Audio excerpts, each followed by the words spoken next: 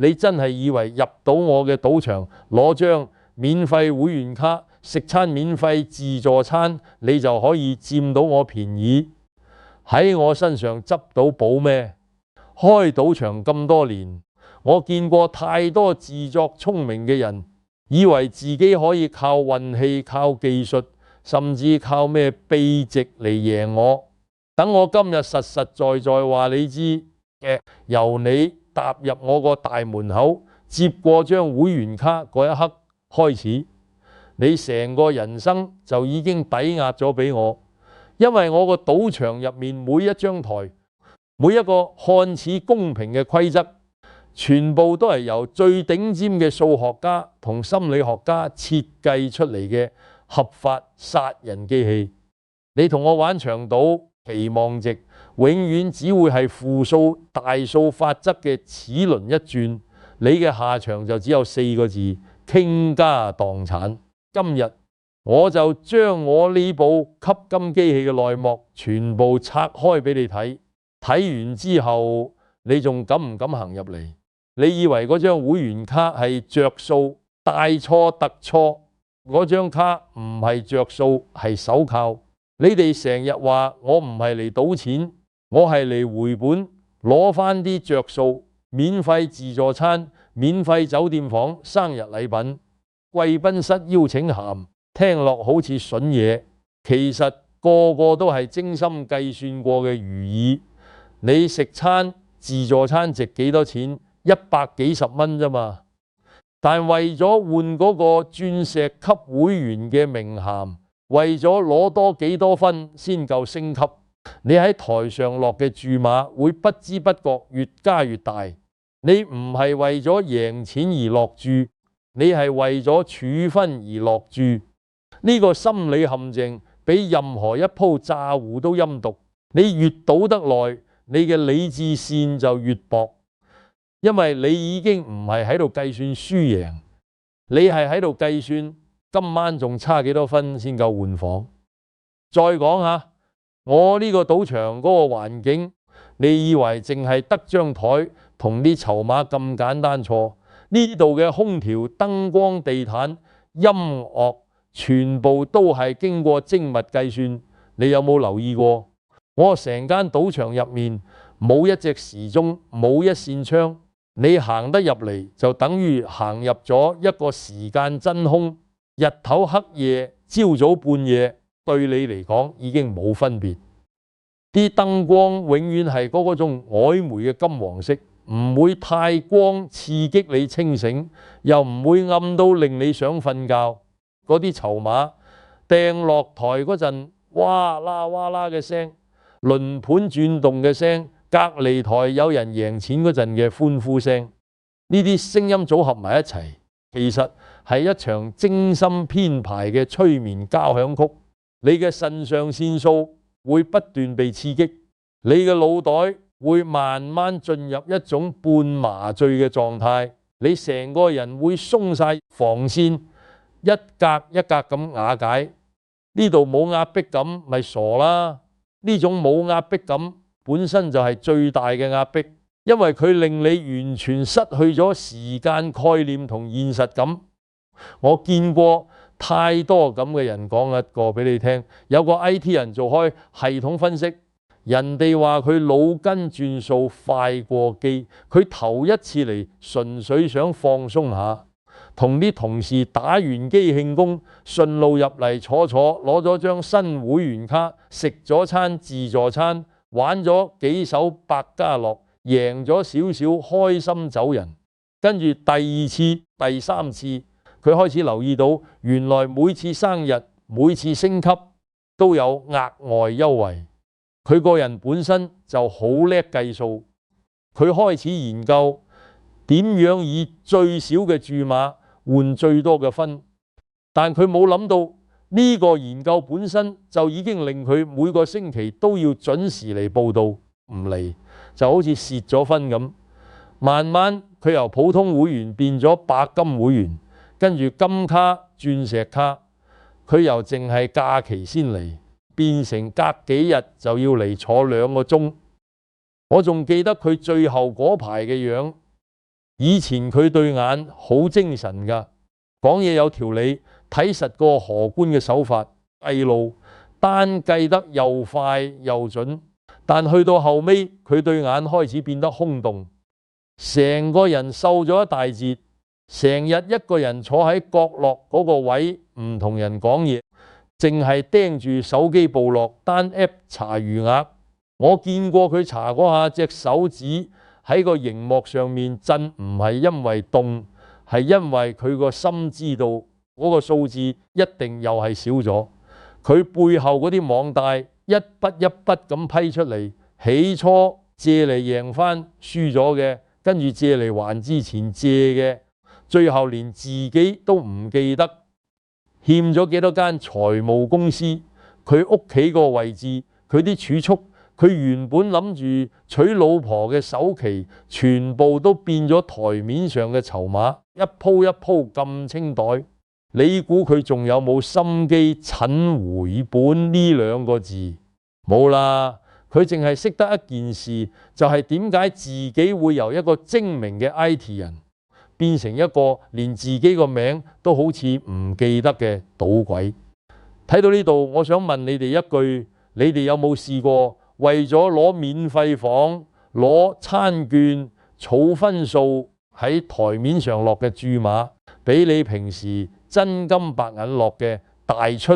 幾十倍？有嘅話喺留言區打個1俾我睇，等我知道原來唔止佢一個係咁。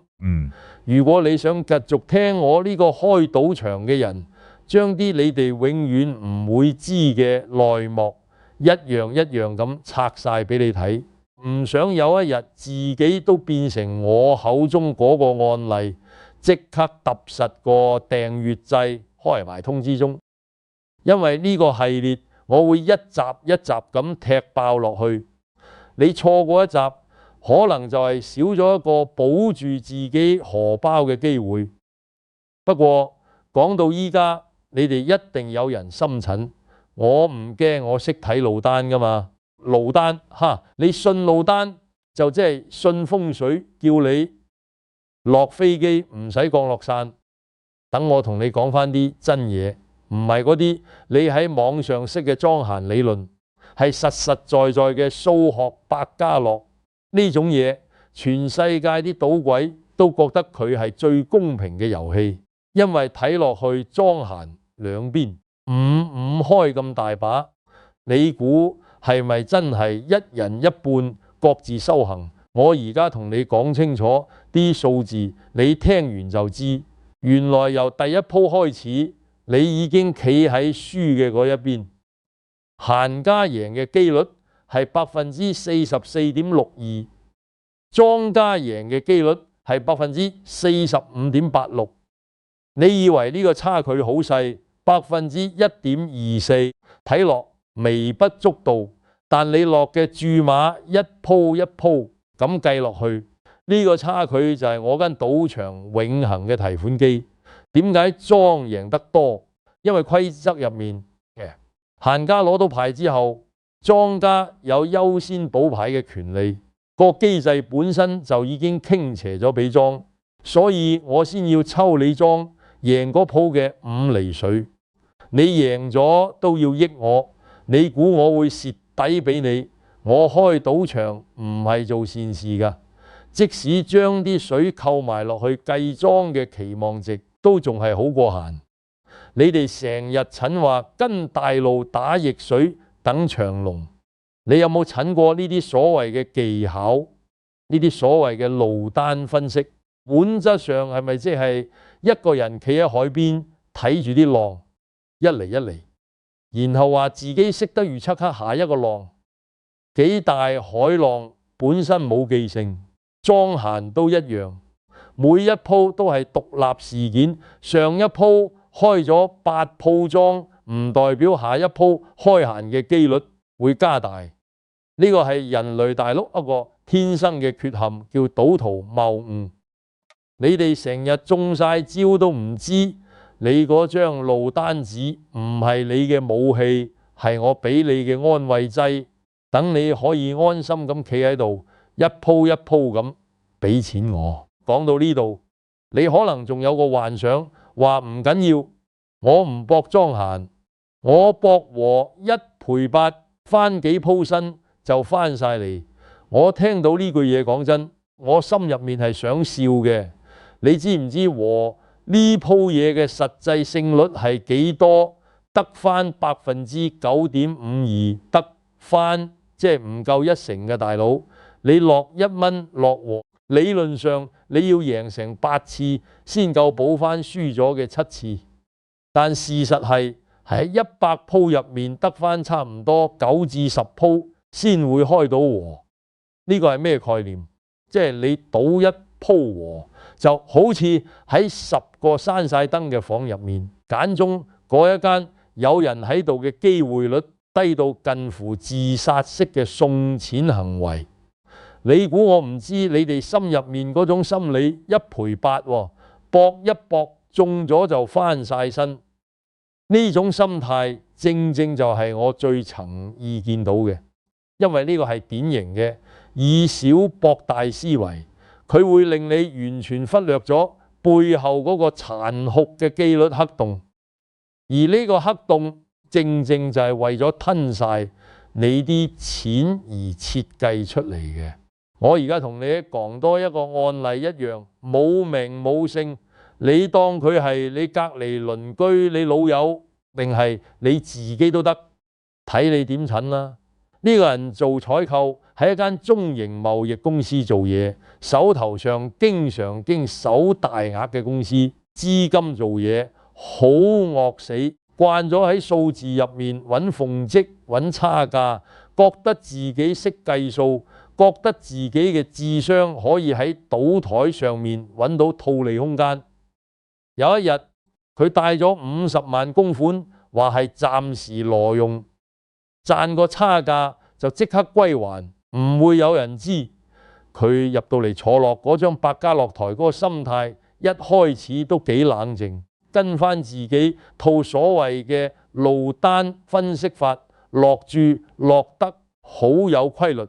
但呢度嘅荷官洗牌同派牌嘅速度，同你屋企打牌完全唔同世界，一鋪接一鋪，快到你嚟唔切診，快到你個腦入面理性分析嗰部分完全跟唔上手。佢個原本嘅計劃喺第3鋪已經開始亂晒，跟住佢輸咗幾鋪之後就開始加注追翻。你估佢係為咗贏？唔係，去到嗰個位佢已經唔係為咗贏錢，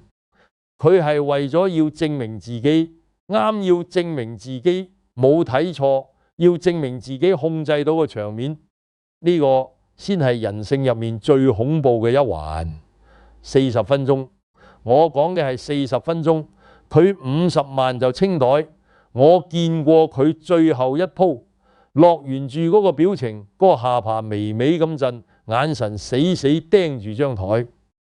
好似期望佢自己個信念可以扭轉個開牌結果咁。荷官揭牌嗰一刻，佢成個人攤咗落張椅度，面青唇白，額頭啲汗一粒一粒咁飆，一隻手仲緊緊咁揸住將已經冇用嘅籌碼。佢跟住做嘅嘢，你估係即刻埋單走人？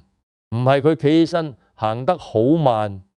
好似隻腳唔係屬於自己咁，摸去廁所，摸去廁所嗰邊喺入面匿咗成20分鐘。我間房嘅保安部後尾話我知佢喺入面打電話返公司，話自己俾人打劫，部電話同銀包全部俾人搶咗，要報假案俾公司同警方，扮到好無辜咁，話啲錢係咁樣不見咗，唔敢認自己拎咗公司啲錢嚟賭。但呢度係我間場，我嘅監控系統，每一寸位置，每一個角落，全部都拍到晒，一格都走唔甩。最後我哋嘅保安加埋警方，將佢喺廁所嗰陣講大話報假案嘅片段，佢輸錢嗰陣加住追打嘅過程，全部一一對比核實。警方上到嚟嗰陣，佢仲喺度扮無辜，講到自己好慘。咁但扣咔一聲扣落佢手腕嗰下，佢先至崩潰，喊晒出嚟，成個人攤喺地下，俾人拖住行出去，送去檢察院。嗰個陣，成個人已經冇晒嗰種識計數嘅精明樣，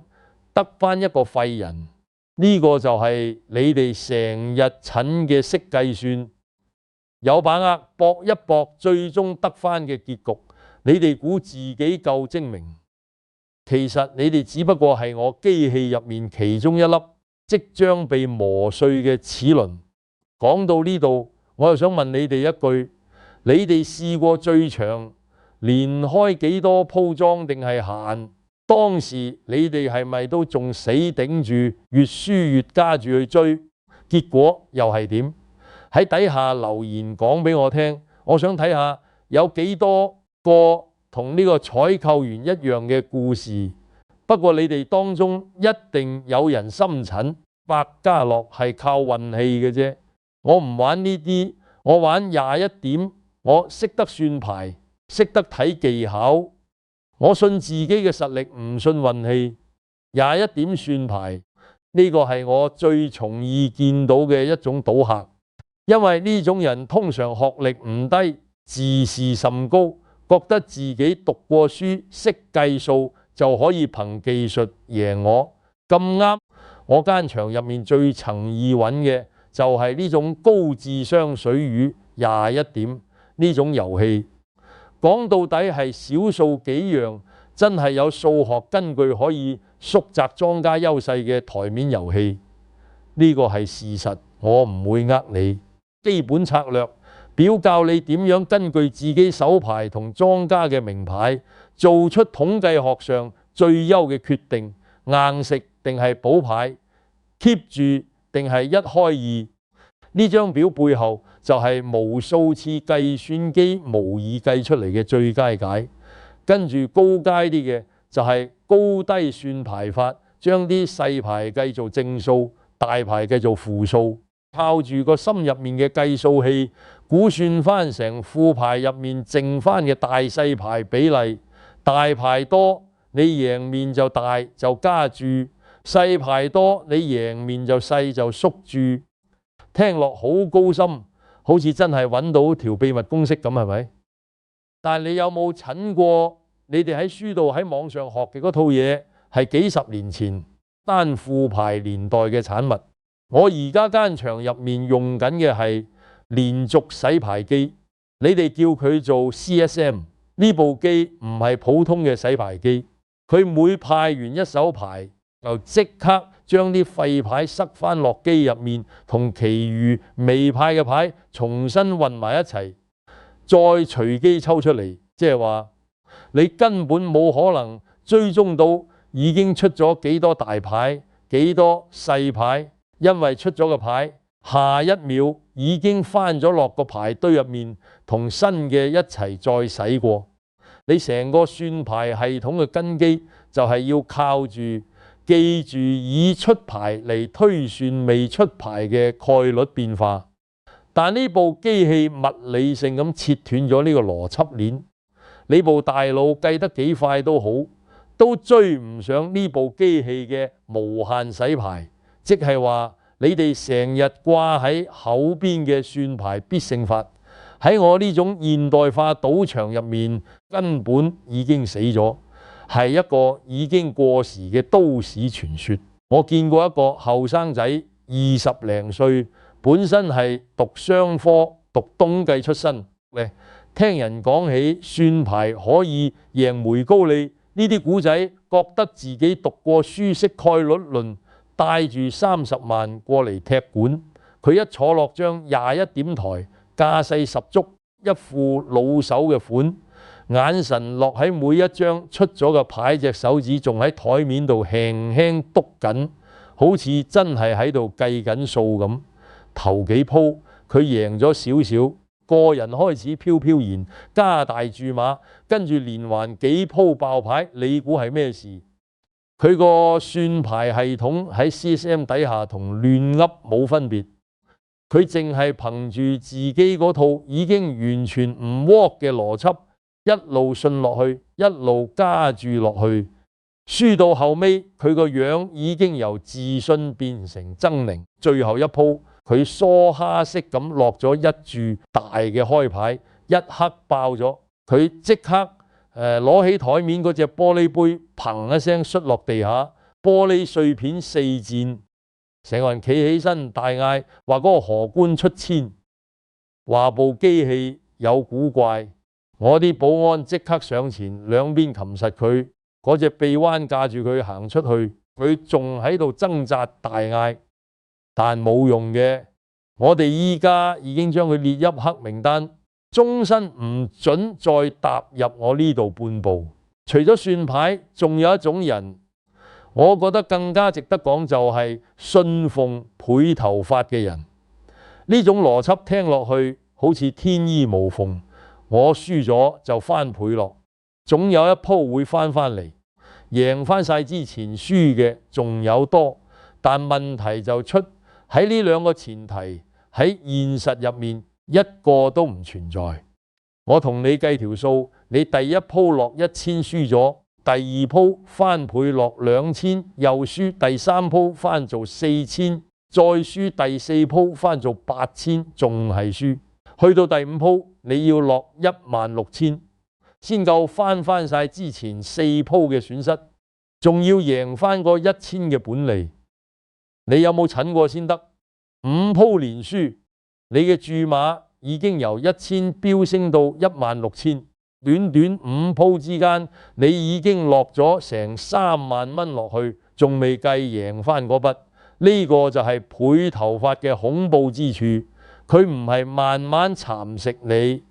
佢係幾何級數咁吞噬你嘅本金。而我間場就係為咗對付呢種人，先至設咗限紅呢條終極防線。我而家講翻一個姓郭嘅遊客，攞住5萬蚊嚟到，一開始就用緊倍頭法，1000、2000、4000、8000，連環輸咗4鋪，佢個心開始離晒譜。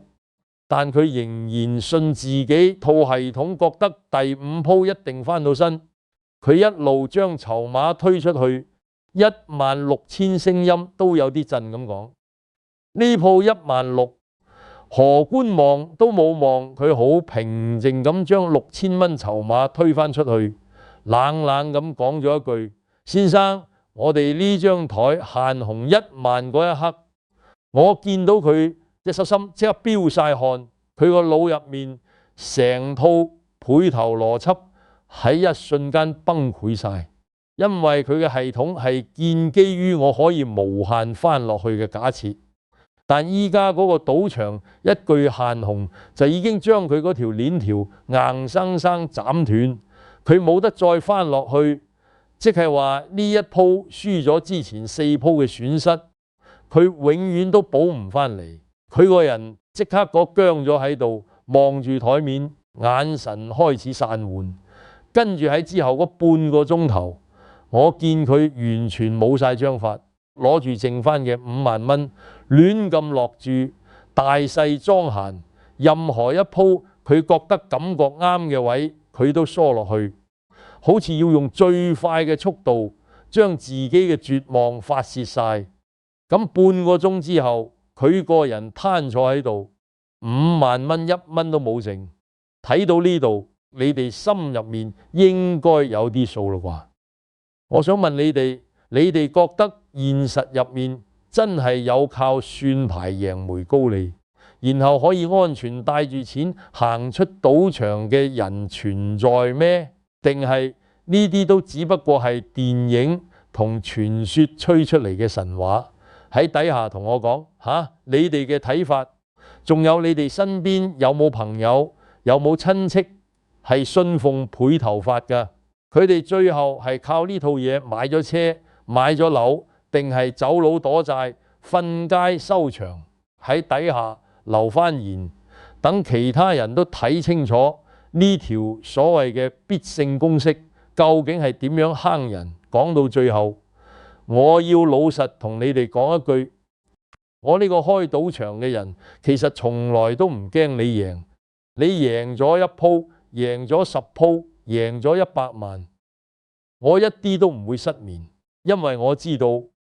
只要你唔行出我間場個大門口，你手上嗰啲籌碼永遠都只不過係我暫時借俾你嘅玩具。時間機率、大數法則全部都企喺我嗰邊。我唯一驚嘅係你贏咗錢之後即刻走人，唔再返嚟，所以我先至俾你會員卡，俾你自助餐，俾你貴賓室，俾你所有留低嚟嘅理由。只要你唔走，你遲早都會變返做我呢部絞肉機入面嘅燃料，一鋪一鋪咁將你嘅人生磨到粉碎。我今日將呢部機器嘅內幕一層一層咁拆晒俾你睇。呢個世界上唯一一種可以保證你贏緊嘅賭博策略就係4個字：唔好去賭。如果你聽完呢集覺得心入面有啲震動，即刻揼實個訂閱掣，開埋通知鐘，因為呢個世界唔會少一個賭鬼，但可能會因為你今日呢個訂閱少，一個破碎嘅家庭，仲要即刻將呢條片分享俾你身邊